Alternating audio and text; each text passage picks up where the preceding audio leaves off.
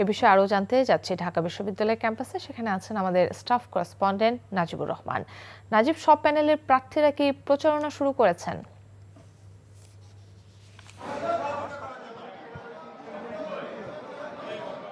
কাকলি, সকাল থেকে আজ আনুষ্ঠানিক প্রচারণা শুরু হওয়ার কথা রয়েছে এবং আমরা কয়েকটি প্যানেলকে দেখেছি যারা প্রচারণায় অংশ নিয়েছেন। আর বেশিরভাগ প্যানেলের প্রার্থীরাই কিন্তু আজ সিনেট ভবনে সকাল 11টা থেকে নির্বাচন কমিশনের যারা কর্মকর্তা রয়েছেন রিটার্নিং অফিসারের নেতৃত্বে তাদের সাথে কিন্তু একটি আচরণবিধি সংক্রান্ত একটি বৈঠকে অংশ নিয়েছেন, যেখানে তারা কিভাবে আচরণবিধি রক্ষা করবেন এবং আচরণবিধি ভঙ্গ যেন কেউ না করে সে ব্যাপারে কিন্তু নির্দেশনা দেওয়া হচ্ছে ঢাকা বিশ্ববিদ্যালয় প্রশাসনের পক্ষ থেকে।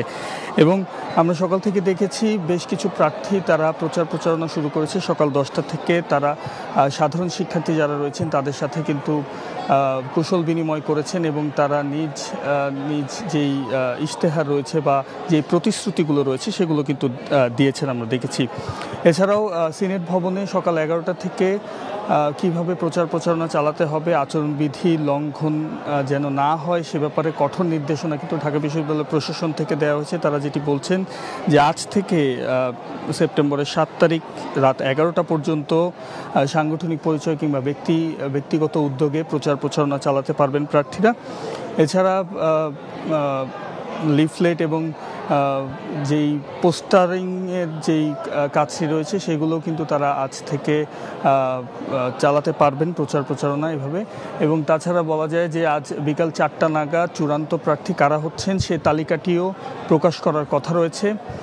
সেই অনুযায়ী প্রার্থীরা তারা তাদের প্রস্তুতি নিচ্ছেন এবং আমরা দেখেছি যে ছাত্রদল, শিবিরের যেই প্যানেল এবং বাকচাষের প্যানেল তারাও কিন্তু এই সিনেট ভবনের এই বৈঠকে অংশ নিয়েছেন এবং বৈঠকে অংশ নিয়ে তারাও তাদের নানা ধরনের সমস্যা জটিলতার কথাও তুলে ধরার চেষ্টা করেছেন এবং পরবর্তীতে নির্বাচন কমিশনের যে কর্মকর্তারা রয়েছেন ঢাকা বিশ্ববিদ্যালয় কেন্দ্রীয় ছাত্র সংসদ নির্বাচনের তাদের কাছ থেকে কিন্তু নির্দেশনা নিয়ে এখন হল ত্যাগ করছেন। আমরা দেখছি একটু পরেই হয়তো তারা মাঠ পর্যায়ে প্রচারণায় নামবেন এবং সে পর্যন্ত হয়তো তাদের সাথে আমরা থাকবো। তার পরবর্তী সংবাদে হয়তো আপনাদেরকে আরও কিছু তথ্য আমরা জানাতে পারবো। কাকলি, বান্ডেল থাকলে প্রতি সেনমানিতে টাকা বাঁচবে। বিকাশ সেনমানি বান্ডেল কিনে জিতুন প্রতি লেনদেনে।